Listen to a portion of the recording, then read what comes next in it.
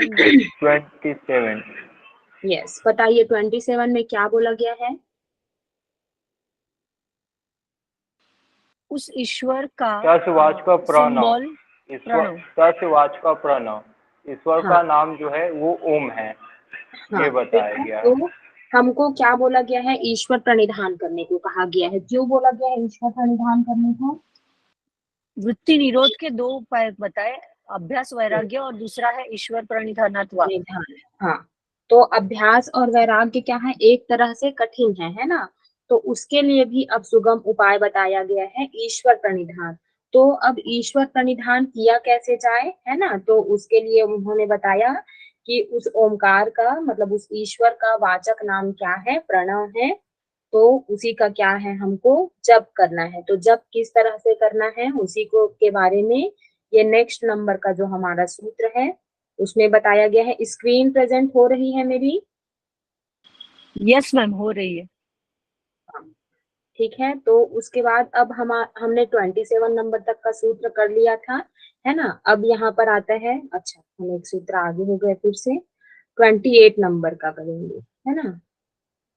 इसमें एक्चुअली क्या है, बहुत ज्यादा एक्सप्लेनेशन दिया हुआ है तो गैप हो जाता है। ठीक, तो अब आते हैं हम, एक मिनट ये, है ना? अब देखिए ये है ईश्वर का अर्थ,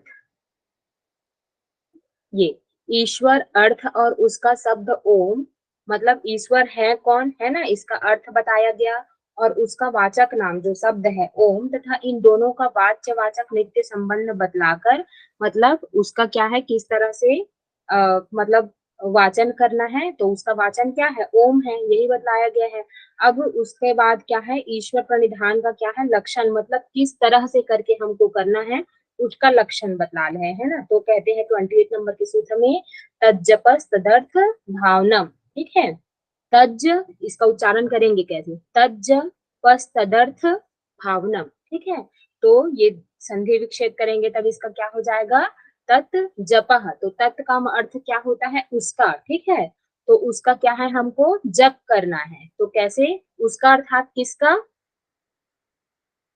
किसका जी, प्रणव, प्रणव ईश्वर प्रणव का, ओम, जो ओम ईश्वर ठीक का है। ओम नाम है उसका। हाँ, उसका।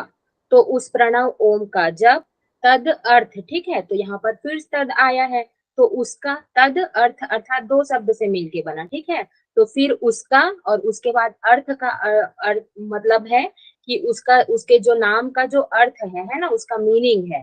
तो उस प्रणव के अर्थभूत ईश्वर का भावनम क्या है, हमको पुनः पुनः चिंतन करना है। इसी को क्या बोलते हैं, ईश्वर प्रणिधान है। तो अब जैसे ईश्वर प्रणिधान करने के लिए बोला गया है ना? तो ईश्वर प्रणिधान एक्चुअल में है क्या? तब ईश्वर प्रणिधान किसको बोलेंगे, जो उसका वाचक नाम है प्रणव, ठीक है। उसके अर्थ को क्या है, पहले यहाँ पर दिया गया है अर्थ, फिर उसके बाद क्या बोला गया है, भावनम। तो पहले हम उसके अर्थ को समझेंगे, फिर उसके क्या है भावनम, अर्थात क्या है, उसकी बार बार हम उसका चिंतन करेंगे। तो इसी को क्या बोला जाता है, ईश्वर प्रणिधान बोला जाता है। तो उस ओम शब्द का जप और उसके अर्थभूत ईश्वर का ध्यान करना, पुनः पुनः चिंतन करना ही क्या है, ईश्वर प्रणिधान है। थोड़ा सा इसका व्याख्या देख लेते हैं। ओम का मानसिक जप करना और उसका वाच्य अर्थ जो ईश्वर है, उसके सूत्र 24, 25 और 26वें में बतलाए हुए गुणों की भावना करना, अर्थात पुनः पुनः ध्यान करना ही क्या है, ईश्वर प्रणिधान है। देखो ओम का क्या है, हमको मानसिक जप करना है। आप लोगों ने जप के टाइप पढ़े होंगे, है ना? मानसिक वाचिक जप, मानसिक जप, उपांशु जप इत्यादि टाइप का। तो हमको किस तरह से करना है, उसका मानसिक जप करना है और उसका वाच्य अर्थ अर्थात जो हम उसका वाचन कर रहे हैं, जो जप कर रहे हैं, तो उसका अर्थ क्या है, ईश्वर है ना? तो उस ईश्वर के बारे में क्या है, 25वें और 26वें नंबर के सूत्र में उसके बारे में बताया ही गया है कि वो निरतिशय है, सर्वज्ञ बीज है, ठीक है, पूर्वजों का भी गुरु है और वो काल से अवच्छेद नहीं होता। तो इत्यादि गुणों की क्या है, हमको भावना करना है, बार बार उसका ध्यान करना है। इसी को क्या बोला जाता है, ईश्वर प्रणिधान बोला जाता है। और चित्त को सब ओर से निवृत्त करके केवल ईश्वर में स्थित कर देने का नाम क्या है, भावना है। मतलब हमारा चित्त जो इधर उधर लगा है उन सब से हटा करके हमको उसको किसमें स्थिर कर देना है, ईश्वर में। तो इस भावना से अविद्या आदि जो क्लेश हैं, सकाम कर्म, कर्मफल और वासनाओं के संस्कार, ये क्या है, जो बंधन का कारण होते हैं, और इस बंधन के कारण ही क्या है, हमको बार बार जन्म और मृत्यु होती है इत्यादि की क्या है, चित्त से धुल जाते हैं। और जो सात्विक शुद्ध ज्ञान के संस्कार क्या हैं, उदय होते हैं, और केवल ईश्वर ही एक ध्येय रह जाता है। यह भावना बार बार के अभ्यास से इतनी दृढ़ हो जानी चाहिए कि ओम शब्द के साथ ही उसका अर्थ अर्थात ईश्वर का स्वरूप भी स्मरण हो जाए। जैसे निरंतर अभ्यास से गौ शब्द के साथ उसका सारा स्वरूप स्मरण हो जाता है। देखिए, अब हमने गौ करके शब्द बोल दिया, तो हम लोगों ने क्या है, गौ को इतनी बार देख लिया है, उसके बारे में इतना जान लिया गया है कि अगर कोई गौ शब्द बोल भी दे तो हम क्या है, गाय के बारे में जितनी भी बातें जानते हैं वो हमारे क्या है, स्मरण हो जाती है। तो उसी तरह से इसको बोला गया है कि इसका जप इस तरह से करना है, ठीक है, कि उसका नाम सुनते ही उसके जो सारे लक्षण इत्यादि हैं वो क्या है, हमारे सामने प्रकट हो जाए। उसी का अर्थ क्या है, बार बार उसका जो ध्यान करते हैं उसी का नाम क्या है, भावना।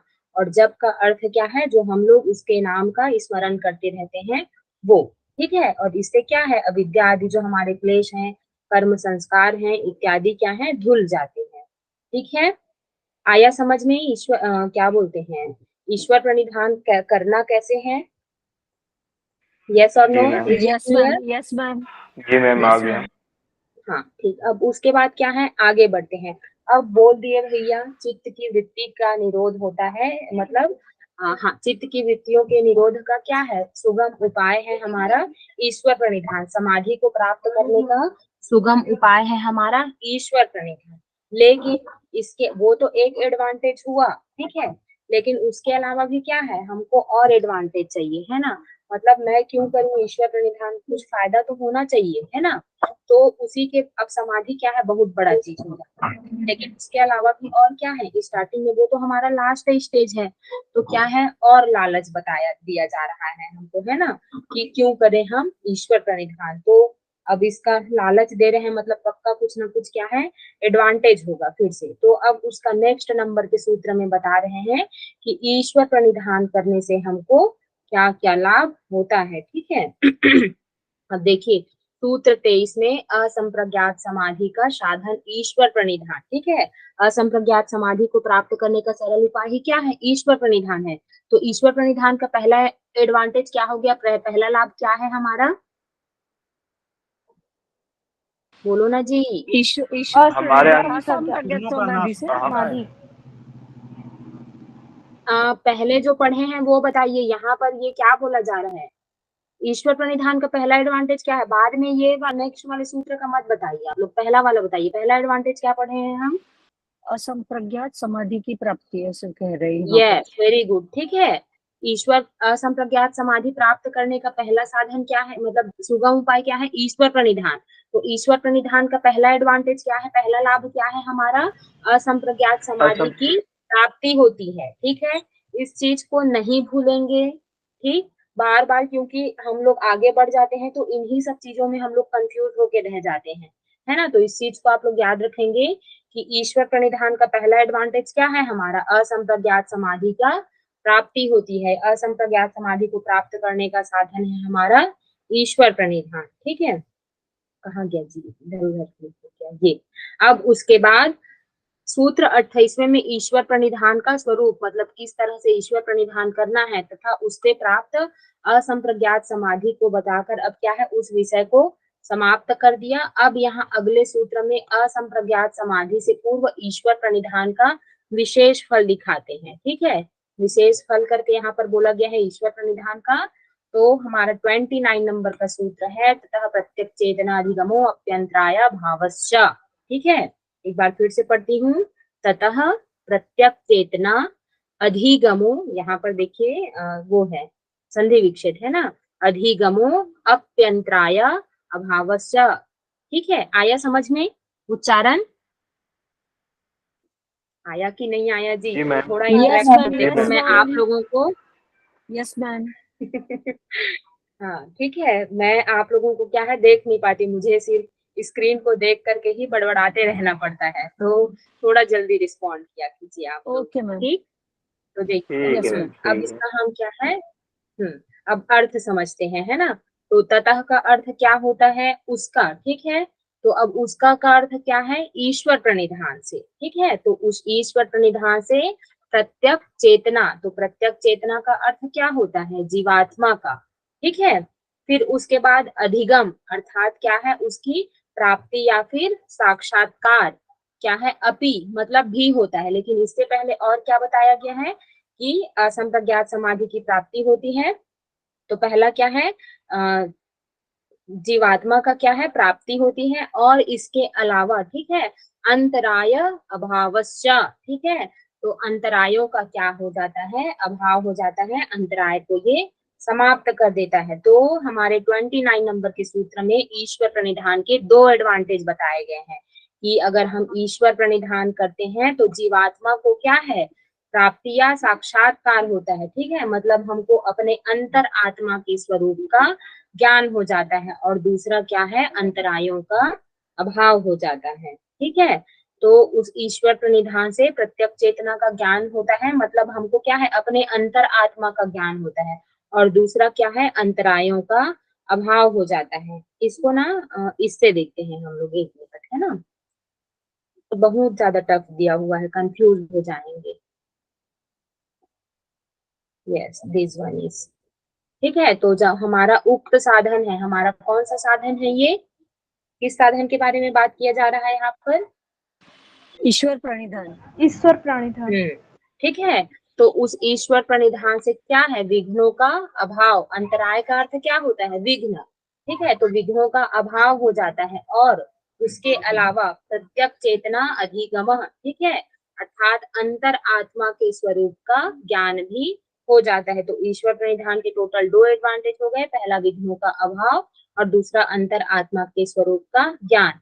तो अगले 2 सूत्रों में जिन 2 विघ्नों का वर्णन इस विस्तार पूर्वक किया गया है, ईश्वर के भजन स्मरण से उनका क्या है, अपने आप नाश हो जाता है, और अंतर आत्मा के अर्थात दृष्टा के स्वरूप का ज्ञान होकर कैवल्य अवस्था भी उपलब्ध हो जाती है। अतः यह निर्भीत समाधि की प्राप्ति का बहुत ही क्या है, सुगम उपाय है। देखो अब अंतर आत्मा के स्वरूप का है ना, यहाँ पर प्रत्यक चेतना अधिगमो, ठीक है।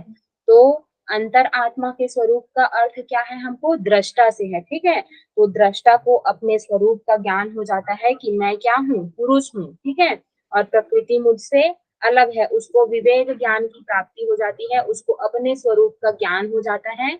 और जब उसको अपने स्वरूप का ज्ञान हो जाएगा तो क्या है, वो कैवल्य की ओर अभिमुख होगा, मोक्ष की प्राप्ति की ओर आगे बढ़ेगा। क्यों, क्योंकि हमारा अल्टीमेट गोल क्या है, मोक्ष की प्राप्ति, कैवल्य की प्राप्ति। कैवल्य को ही क्या है, वो बोला गया है ना, सांख्य दर्शन में मोक्ष बोला गया है, ठीक है।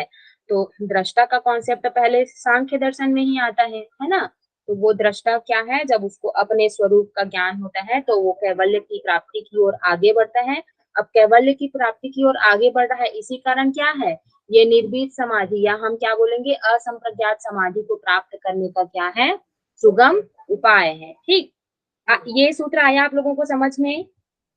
Yes ma'am. जी मैम। हाँ, ठीक है। अब देखिए यहाँ पर बोल दिया गया कि पहला क्या है, हमको अपने अंतर आत्मा के स्वरूप का ज्ञान हो जाएगा। अब दूसरा क्या है, विघ्नों का अभाव हो जाएगा। तो विघ्न का अभाव होगा तो वो विघ्न है कौन से, ठीक है। तो इसी को अब क्या है, नेक्स्ट नंबर के सूत्र में हमारे बतलाया गया है। आप लोग ना मुझे 50 होगा तो उसके बाद रिमाइंड करा दीजिएगा, है ना। 15 मिनट और पढ़ लेते हैं, 5 मिनट फिर आज की क्लास का रिवीजन, और 5 मिनट में आउट, फिर क्लास एंड, नेक्स्ट क्लास होगी आप लोगों की, क्योंकि है ना। तो अब उसके बाद देखते हैं विघ्नों का अभाव, मतलब विघ्नों का अभाव होगा करके बोला गया है, तो वो विघ्न अब है कौन से। देखिए हम लोग इससे पहले स्टार्टिंग क्लास में ही मैं बोली थी कि पतंजल योग सूत्र है वो क्या है, एक दूसरे से रिलेटेड है, एक के बाद एक आता है, एक के बाद एक आता है, हम बिना किसी को स्किप किए क्या है, आगे नहीं बढ़ सकते। तो अब देखिए यहाँ पर विघ्नों का विघ्न वाले या फिर अंतरायों के बारे में वर्णन किया गया है। क्यों, 30वें नंबर के सूत्र में, क्योंकि 29वें नंबर के सूत्र में क्या है, इसी को ईश्वर प्रणिधान का क्या है, लाभ बताया गया है कि उससे हमारे क्या है, अंतराय दूर होते हैं। तो अब हम देखते हैं कि ये अंतराय है कौन से, है ना। तो 30वें नंबर का हमारा सूत्र है व्याधि ज्ञान संशय प्रमाद आलस्य एक मिनट, व्याधिस्त्यान संशय प्रमादालस्य अविरति भ्रांति दर्शना लब्ध भूमिकत्वान अवस्थितत्वानि चित्त विक्षेपास्ते अंतरायः। ठीक है, कौन कौन से हैं? व्याधि, स्त्यान, संशय, प्रमाद, आलस्य, अविरति, भ्रांति दर्शन, ठीक है, फिर अलब्ध भूमिकत्व और अनवस्थितत्व, ये सब क्या है? चित्त विक्षेप के कारण है ना, अंतराय है हमारे। पढ़ते कैसे हैं इसको एक साथ? व्याधिस्त्यान संशय प्रमाद आलस्य अविरति भ्रांति दर्शना लब्ध भूमिकत्वान अवस्थितत्वानि चित्त विक्षेपास्ते अंतरायः। ठीक है, तो अब देखते हैं ये सब हैं क्या, है ना। तो व्याधि, स्त्यान, संशय, प्रमाद, आलस्य, अविरति, भ्रांति दर्शन, अलब्ध भूमिकत्व और अनवस्थितत्व, ये क्या है? चित्त के विक्षेप हैं और यही क्या है? हमारे अंतराय हैं। अब इसको क्या है? और अलग अलग नाम से जाना जाता है। इसी को विघ्न बोलते हैं, इसी को बाधक तत्व बोलते हैं, ठीक है, और इसी को बोलते हैं योग के प्रतिपक्षी भाव। ठीक है, योग को प्राप्त करने के लिए क्या है? एक चीज हमको आगे बढ़ाएगा, लेकिन जो योग मार्ग में बाधक बनेगा उसी को क्या बोला जाता है? योग का प्रतिपक्ष भाव। ठीक है, तो इसके और अन्य नाम क्या है?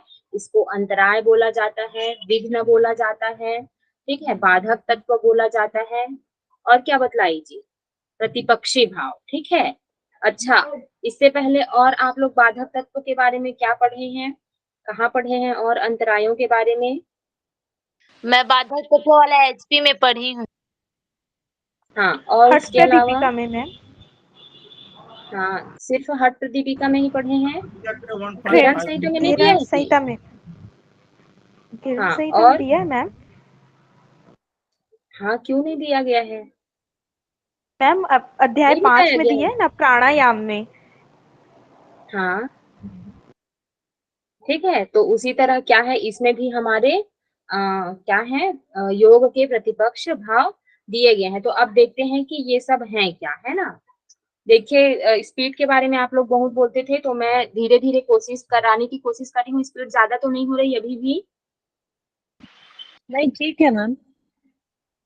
ठीक, हाँ हाँ, ठीक है।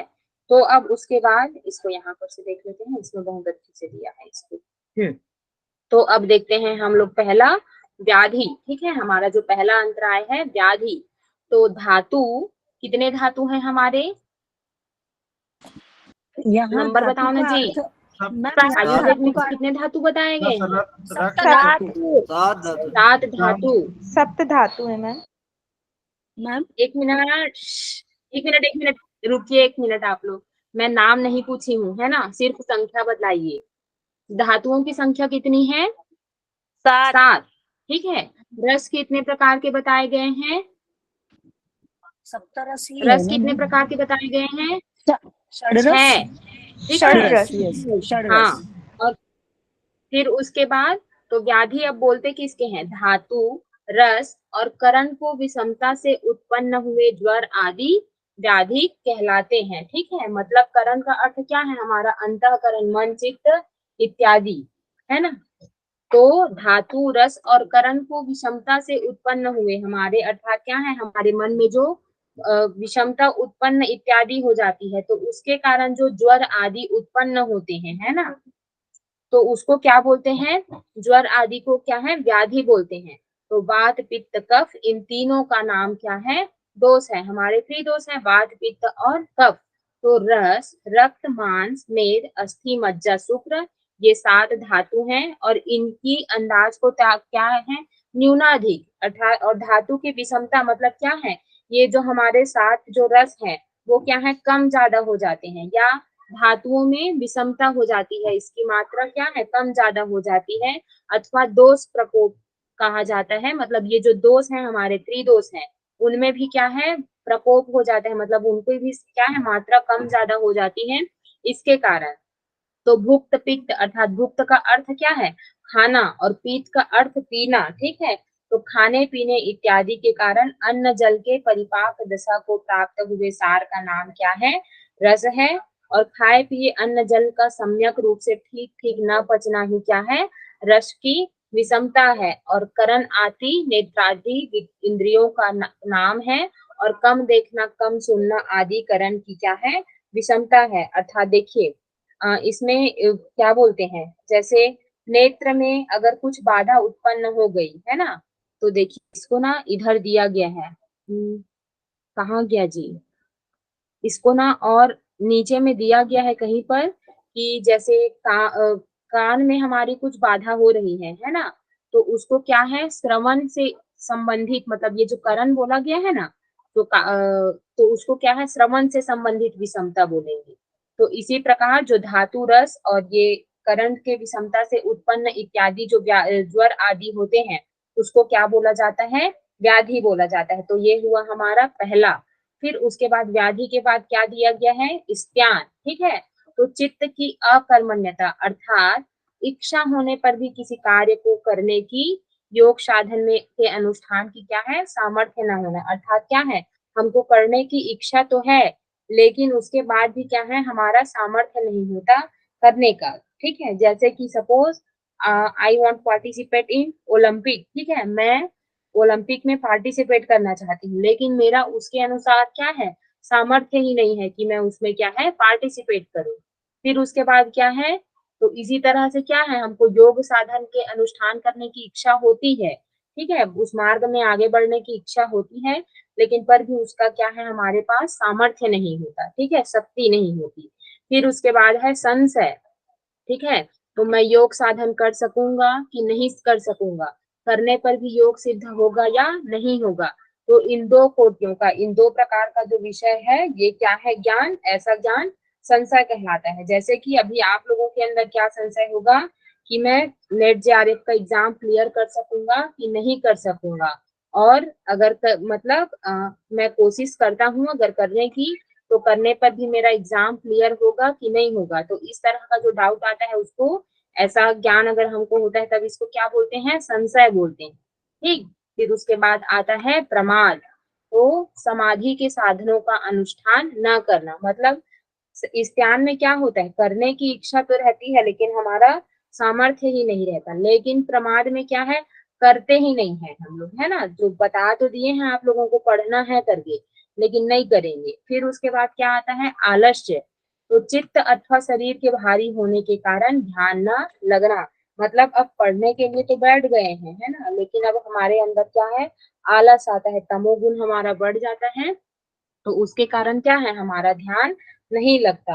तो शरीर का भारीपन कफ आदि के प्रकोप से और चित्त का भारीपन तमोगुण की अधिकता से होती है। अर्थात कफ जो है हमारा बढ़ जाता है, तो उसके कारण क्या है, हमको आलस आता है, और उसी के कारण क्या है, हमारा तमोगुण भी बढ़ जाता है। तो इस कारण से कम।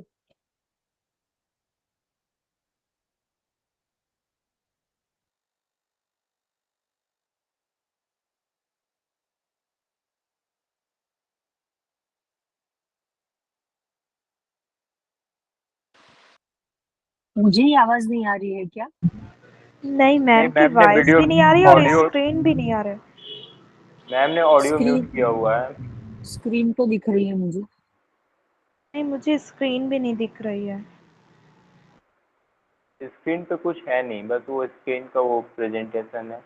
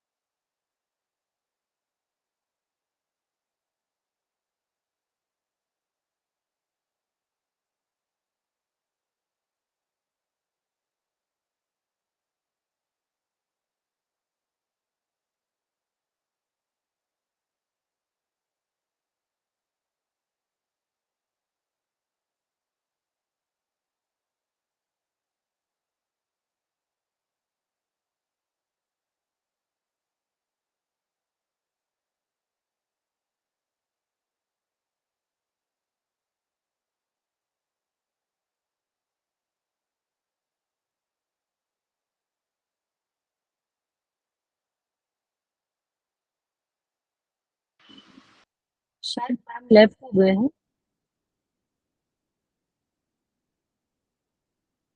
सर का क्लास कितने बजे से है जो हर गैरव संगीता पढ़ाते हैं? 8 o'clock से है। 8:30 अभी सर ने बताया। अभी सर ने मैसेज किया 8:30 ना? 8:30 किया है, यस यस।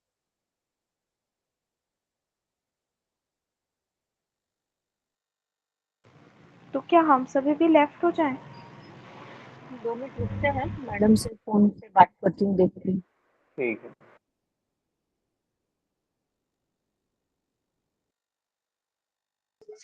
कहाँ तक सुना आप लोगों ने? मैम मैम आपने संशय पे आलस आप से बता बता रहे थे। दिया था। नहीं नहीं मैम, नहीं प्रमाद नहीं, पे थी संशय आप। से। प्रमाद पे ओके। थी, संशय बता के प्रमाद बता रही थी। प्रमाद हाँ और स्त्यांक के में अंतर बता रही थी। आप लोगों के पास मेरा नंबर है कि नहीं है? ग्रुप में आप लोगों ने है देखा है कि मैम, नहीं देखा है है कि? हाँ। है मैम। तो मैं 3-4 आगे एक्सप्लेन कर चुकी हूँ। अगर मैं डिस्कनेक्ट हो गई हूँ तो मुझे नहीं पता चलता, तो ओके आप मैम, लोग ओके मुझे कॉल करके बता दिया कीजिए, ठीक है? ओके मैम, यस और ठीक है। मैं अलब्ध भूमिकत्व को मैं एक्सप्लेन कर रही थी और मैंने क्वेश्चन पूछा और रिस्पॉन्ड नहीं आया, तब जाके मुझे पता चला कि मैं डिस्कनेक्ट हो गई हूँ, ठीक है? Okay ma'am, we will call you, yes ma'am. हाँ, स्क्रीन प्रेजेंट करना पड़ेगा, है ना? जी मैम, स्क्रीन भी चली गई। हम संशय तक आए थे, आलस हो संशय गया था। खत्म किया। फिर से करना पड़ेगा, देखिए अलब्ध भूमिकत्व तक हो गया था, है ना? ठीक है। बताना किसको है? आलस्य को, है ना? यस मैम, आलस से स्टार्ट करना। जी मैम। हाँ, ठीक है। तो चित्त अथवा शरीर के भारी होने के कारण क्या है? ध्यान न लगना। तो और शरीर का भारीपन क्या है? कफ आदि दोष के प्रकोप से, और चित्त का भारीपन तमोगुण की अधिकता से होता है। हम लोग पढ़े ही हैं, है ना?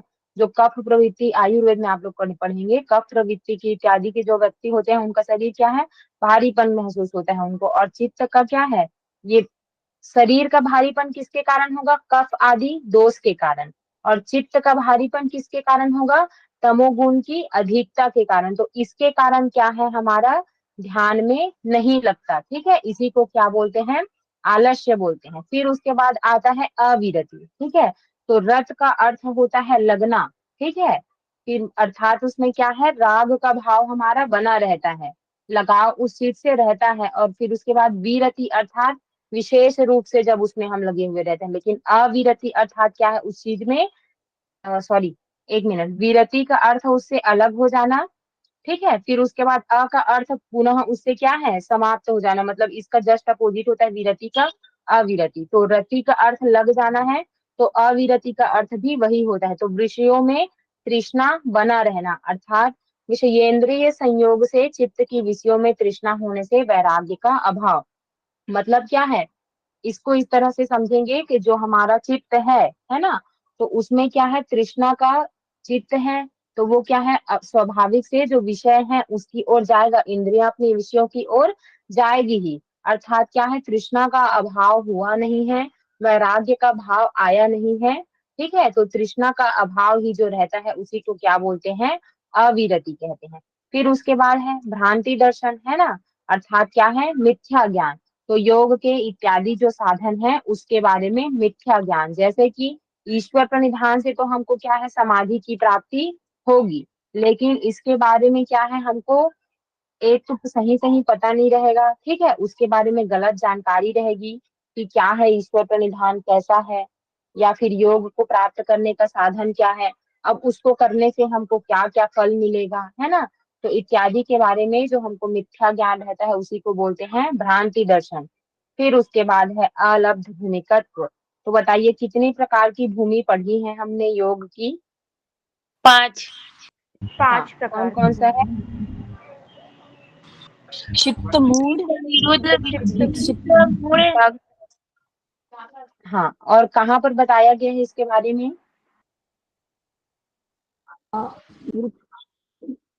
मैम क्वेश्चन क्या है? ओके, फोर्थ व्यास सूत्र में भाग में बताया, मैम। फोर्थ सूत्र में। सूत्र का फर्स्ट श्लोक में। हाँ, ठीक है। और उसके अलावा और कहाँ पर बताया गया है चित्त की वृत्तियों के बारे में? सॉरी ये जो है पांचवें नंबर सूत्र में 5 प्रकार की वृत्ति बताई गई है। हाँ हाँ सॉरी, मैं पूछ रही थी चित्त की भूमियों के बारे में, कहाँ कहाँ पर मैम तो बताया गया है चित्त की भूमि। फोर्थ भूमि सूत्र का में तो है मैम मेरे योग ख्याल से। दर्शन में वर्णन नहीं है, लेकिन ये उसके जो मैम टीका लिखे गए हैं उसमें वर्णन मिलता है। मैम हाँ देखिए, वेरी गुड। चित्त की भूमिया जो है ये व्यास हाँ भाष में मिलती है, यस मैम, जो व्यास हाँ, भाषा और में। व्यास जी अब ने मेरा दिया क्वेश्चन है। ये है, हाँ मैं समझ गई। अब व्यास भाष्य के अलावा और कहाँ कहाँ पर चित्त की भूमियों का वर्णन है।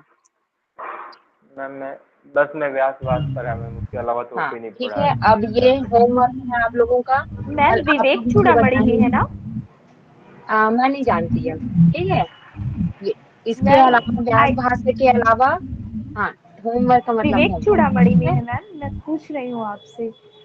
मैं नहीं जानती, ये होमवर्क का मतलब होमवर्क, ठीक है। योग दर्शन के भाष्य से पूछ रही हूँ ना वैसे मैं, ठीक है। तो और कहाँ कहाँ पर चित्त की भूमियों के बारे में बताया गया है, योग दर्शन का जो भाष्य है उसमें से आप लोग बताइएगा।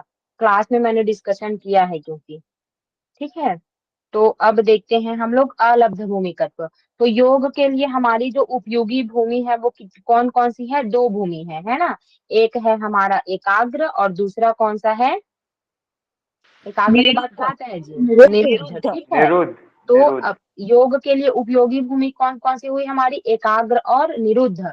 तो उस उपयोगी भूमि का ही प्राप्त ना होना, उसी को क्या बोलते हैं हम, अलब्ध भूमिकत्व। मतलब हम लोग किस भूमि की स्थिति में है, किस अवस्था में है चित्त की, क्षिप्त, मूढ़ और विक्षिप्त इत्यादि में रहते हैं, लेकिन एकाग्र की भूमि हमको या एकाग्र अवस्था प्राप्त नहीं होता, और ना ही क्या है हमको निरुद्ध अवस्था प्राप्त होती है। तो उस भूमि का प्राप्त ना होना ही क्या है, अब जब तक एकाग्र नहीं होंगे, निरुद्ध की अवस्था कैसे प्राप्त होगी, और जब निरुद्ध अवस्था में नहीं जाएंगे तो समाधि में कैसे पहुंचेंगे, ठीक है। तो उस भूमि का, योग के लिए उपयोगी भूमि का ही प्राप्त ना होना क्या कहलाता है, हमारा अलब्ध भूमिकत्व। यहाँ पर भूमि मतलब आप लोग जमीन नहीं समझेंगे, ठीक है। फिर उसके बाद है अनवस्थितत्व। अब समाधि भूमि को पाकर भी उसमें चित्त का न ठहरना, अर्थात ध्येय का साक्षात्कार करने से पूर्व ही समाधि का छूट जाना, इसको क्या बोलते हैं, अनवस्थितत्व। मतलब इससे पहले क्या है, अलब्ध भूमिकत्व में तो पहले बता दिया गया कि हमको भूमि प्राप्त नहीं हुई, लेकिन सपोज इतनी मेहनत करने के बाद चलो हम एकाग्र अवस्था में चले गए, या फिर क्या है, एकाग्र को पार करके निरुद्ध अवस्था में चले गए, लेकिन उसके बाद भी क्या होगा, समाधि की भूमि को पाकर भी उसमें चित्त का क्या है, ना ठहरना। मतलब ज्यादा देर तक हम रुक ही नहीं पाएंगे उसमें, थोड़ी देर तक के लिए गए उस अवस्था में, एकाग्र अवस्था में, और या फिर निरुद्ध अवस्था में, और उसके बाद क्या है, वापस आ जाएंगे, चित्त उसमें अधिक समय तक स्थिर नहीं रह पाएगा, अर्थात क्या है, ध्येय का साक्षात्कार करने से पहले ही उस समाधि का छूट जाना, इसी को क्या बोलते हैं, अनवस्थितत्व। तो इस तरह से क्या है, हमारे 9 अंतराय हैं। ये अंतरायों का वर्णन क्यों किया गया है, चलिए बताइए। वाई वी आर हमें स्टडिंग अबाउट अंतराय। जहाँ तक मुझे समझा है मैम, वो मैम हमें इस साबित कर रहे हैं। प्रणिधान से दो जो हमें लाभ मिले, एक तो जीवात्मा के आत्मस्वरूप को जानना और अंतराय का अभाव। तो हमको भाव जानना जरूरी है आखिर अंतराय है क्या। है क्या, ओके वेरी गुड निष्ठा जी, है ना। तो अब उसके बाद क्या है, इस तरह से 9 अंतरायों के बारे में बता दिया गया। अच्छा सर, तो क्लास क्या है 8:30 को लूंगा बोले हैं, तो आप लोग 8:15 से 8:30 तक खाना खा लीजिएगा, मैं 8:15 तक क्लास कंटिन्यू करती हूँ, ठीक है, चलेगा, ठीक है ना जी। ठीक है मैम, ठीक है। हाँ ठीक है। अब उसके बाद देखते हैं हम लोग, उपर्युक्त 9 विघ्न एकाग्रता से हटाने वाले हैं और चित्त की वृत्तियों के साथ होते हैं, उनके अभाव में नहीं होते। इस कारण चित्त के विक्षेप योग के मल, योग के अंतराय और योग के प्रतिपक्षी भाव कहलाते हैं। तो यहाँ पर देखिए, यहाँ पर इसको और क्या क्या बोला गया है, ये उसका नाम दिया गया है। अब केवल पूर्वोक्त 9 ही योग के प्रतिबंधक नहीं है, किंतु उनके वर्तमान होने पर अन्य प्रतिबंधक भी उपस्थित हो जाते हैं, इन जिनके फलस्वरूप का क्या है, अगले सूत्र में निर्देश करते हैं। मतलब इसमें ये बोला गया है कि ये जो विघ्न है हमारे, ये क्या है, इसको बोल देते हैं विलन, है ना। गुंडा नहीं होते हैं जी, क्या बोलते हैं मूवीज में, है ना, हमारे जो विलन होते हैं, है ना। तो ये सिर्फ ये 9 विलन नहीं है, है ना। उसके क्या है जो विलेन होते हैं उसका क्या है, ऐसा गैंग रहता है पूरा। तो उसके और साथ मतलब एक होता है गब्बर डाकू, ठीक। फिर उसके बाद क्या है, उसके और साथी रहते हैं बहुत सारे। तो उसी तरह से इसमें बताया गया है कि ये विक्षेप तत्व सिर्फ 9 नहीं है, इसके क्या है और भी साथी हैं, ठीक है। तो उनके नेक्स्ट साथियों के बारे में अगले सूत्र में वर्णन कर रहे हैं कि दुख दौर्मनस्य अंग में जयत्व श्वास प्रश्वासा विक्षेप शह भुआ, ठीक है। तो पहला है दुख, फिर उसके बाद है दौर्मनस्य, फिर अंग में जयत्व श्वास प्रश्वास विक्षेप सह भुवः। तो सह भुव का अर्थ होता है साथी, है ना। तो दुख दौर्मनस्य अंग में जयत्व श्वास और प्रश्वास विक्षेपों के साथ होने वाले हैं, अर्थात पूर्वोक्त अंतरायों के होने से यह 5 अन्य प्रतिबंधक भी क्या है, उपस्थित हो जाते हैं। मतलब ये 9 के 9 तो आएंगे, लेकिन उसके साथ में क्या है, ये 5 भी आएंगे, ठीक है। एक के साथ एक फ्री बोलते हैं ना, तो इस 9 के साथ क्या है, ये 5 आपको फ्री में मिल जाएगा, ठीक। तो दुख दौर, अब ये सब है क्या उसके बारे में देखते हैं, है ना। तो पहला दिया गया है हमारा दुख। तो पीड़ा जिसकी चोट खाकर उसके नाश करने का यत्न करते हैं वह क्या है, आध्यात्मिक है, आधि भौतिक, ठीक है। एक मिनट, पीड़ा जिसकी चोट खाकर उसके नाश करने का यत्न करते हैं वह आध्यात्मिक, आधि भौतिक और आधि दैविक भेद से क्या है, 3 प्रकार के हैं। मतलब ये दुख का अर्थ क्या है, पीड़ा ही होता है ना। तो इसके ये क्या है, हमारे जो दुख है वो 3 प्रकार के हैं, है ना। तो उसमें से जो हमारा पहला है आध्यात्मिक दुख, कहते किसको है, तो काम क्रोध आदि जन्य मानस परिताप, ठीक है। मानसिक रूप से क्या है, काम क्रोध इत्यादि होता है। और व्याधि आदि जन्य शारीरिक परिताप क्या कहलाते हैं, आध्यात्मिक दुख कहलाते हैं। मतलब हमको जो मानसिक रूप से और शारीरिक रूप से जो पीड़ा या कष्ट होता है उसको क्या बोला जाता है, आध्यात्मिक बोला जाता है। जैसे कि मुझे क्या है, किसी ने आ, मेरा खाना छीन लिया, है ना, या फिर सपोज मेरे साथ किसी ने कुछ गलत कर दिया, तो मुझे क्या है, उसके ऊपर गुस्सा आएगा, ठीक है। और उसके बाद मैंने क्या बोलते हैं, मेरे हाथ पैर में क्या है, चोट लग गया, तो मुझे क्या है, अब ब्लड आ रहा है ना। तो ये क्या हुआ, मुझे शारीरिक और मानसिक रूप से तकलीफ हुआ। तो इसी को क्या बोलेंगे हम, आध्यात्मिक दुख कहेंगे। अब उसके बाद आत्मा यहाँ मन तथा शरीर के अर्थ में प्रयोग हुआ है। तो इसमें जो आध्यात्मिक है ना, तो इसको क्या है, आत्मा शब्द का अर्थ है इसमें अगर हम लोग आध्यात्मिक दुख में देखते हैं तो यहाँ पर मन और शरीर के अर्थ में प्रकट हुआ है। अब उसके बाद जो सेकंड नंबर का है हमारा आध्यात्मिक के बाद क्या है, आधिदैविक दुख, है ना। तो किसको बोलते हैं आधिदैविक दुख, तो सिंह सर्प आदि भूतों से, भूत का अर्थ क्या होता है, प्राणियों से, है ना। तो सिंह सर्प आदि भूतों से जन्य जो दुख होता है उसी को क्या बोलते हैं, आधि भौतिक है। और भूत यहाँ प्राणियों के अर्थ में, हाँ ये देखिए यहाँ पर दिया ही हुआ है ना। तो सिंह सर्प मतलब इत्यादि तो जीव जंतुओं के कारण हमको जो दुख होता है उसको क्या बोलते हैं, आधि भौतिक दुख बोलते हैं। फिर उसके बाद क्या है, विद्युतपात, अतिवर्षण, अग्नि, अतिवायु आदि दैविक शक्तियों से जन्य दुख क्या है, आधि दैविक है। मतलब बिजली गिर गया है ना, बारिश होती है, बारिश के दिन में कहीं कहीं पर क्या है, बिजली गिर जाती है। फिर उसके बाद अति वर्षण, मतलब बहुत ज्यादा बारिश होगी। फिर क्या है, अग्नि, है ना, आग वगैरह लग गया। या अति वायु, अर्थात क्या है, बहुत ज्यादा तेज एकदम हवाएं चल रही हैं। तो इन सब के शक्तियों के कारण जो दुख उत्पन्न होता है उसको क्या बोलते हैं, आधिदैविक। मतलब प्राकृतिक आपदा इत्यादि कारण जो आ जाती है उसको क्या बोलते हैं, आधिदैविक कहते हैं। तो ये हो गया हमारा दुख। फिर उसके बाद क्या है, दौर्मनस्य।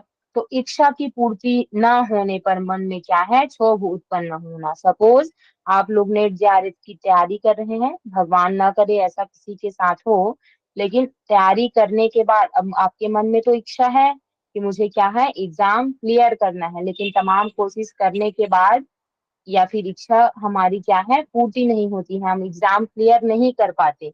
तो उसके कारण क्या है, हमारे मन में थोड़ा सा क्षोभ उत्पन्न हो जाता है, मलाल रहता है ना कि ये चीज मुझे नहीं मिला। तो इसी को क्या बोला जाता है, दौर मनुष्य, ठीक। फिर उसके बाद प्रकाश अंग में जयत्व, है ना। तो शरीर के अंगों का कांपना, जैसे कि आप लोग इस चीज को फुलफिल किए होंगे प्लैंक में जब होल्ड कराते हैं योगा प्रैक्टिस के समय या फिर कुछ भी हम लोग आसन लगाते हैं, तो उस समय क्या है, हमारे अंग क्या है, कांपते रहते हैं।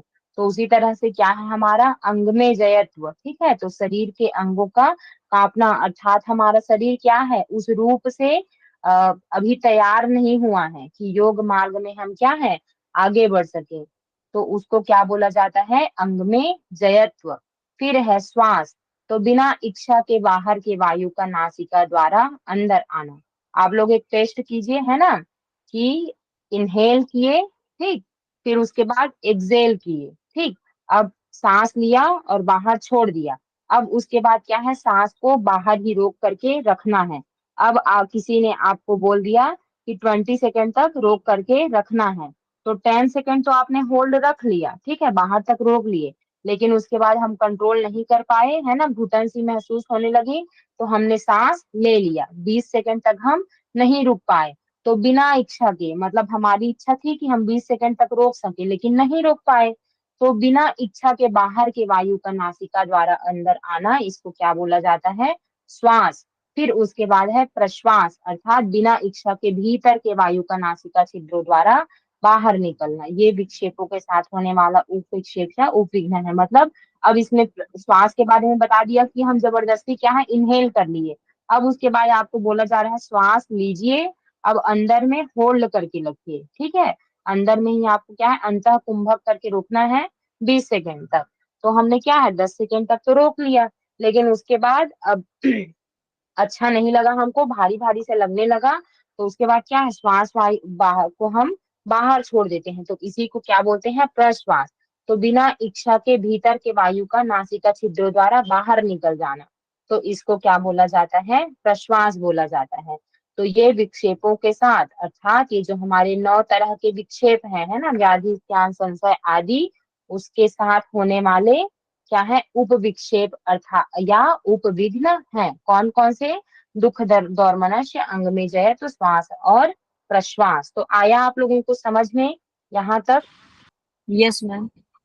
कहाँ जी से कहाँ मैम। तक देखा हमने, 28 नंबर के सूत्र से लेकर के 31, है ना, 32 ठीक। 32 नहीं 31 सॉरी मैम। 32 में एक तत्वाभ्यास दिया हुआ 31। है ना।